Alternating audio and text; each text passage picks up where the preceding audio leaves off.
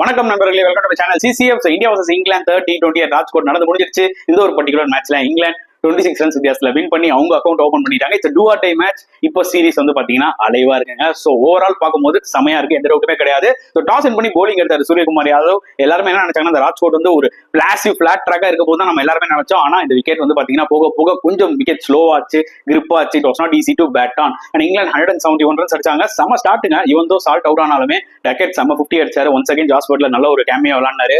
நடுவில் லிவிங்ஸ்டன் வந்து ஒரு க்ரூஷியல் 43 அடிச்சாரு. லாஸ்ட் விக்கெட் பார்ட்னர்ஷிப் வந்து பாத்தீங்கன்னா ஒரு 20-25 ரன்ஸ் போச்சு. இந்தியா போலிங் எடுத்துக்கிட்டீங்கன்னா ரவி கிருஷ்ணாவை தவிர எல்லாருமே சூப்பரா போட்டாங்க. ஒரு pick of the bowler Varun Chakravarthy ஃபேண்டாஸ்டிக்கா போட்டு 5 விக்கெட் எடுத்தாங்க. அந்த மனுஷனுக்கு சல்யூட் அடிச்சுக்கிட்டே இருக்கலாம். அண்ட் சேசிங்ல வந்து பாத்தீங்கன்னா இந்தியா ரொம்பவே ஸ்ட்ரகிள் ஆனாங்க. ஸ்கெட்ச் போட்டு எல்லாரையுமே தூக்குறாங்க இங்கிலாந்து பவுலர்ஸ். அதுல இந்த டவுட் மேல இங்கிலாந்து பவுலிங்கோட அந்த எஃபிஷியன்சி, அந்த டிசிப்ளின் வேற லெவல்ல இருந்துச்சுங்க.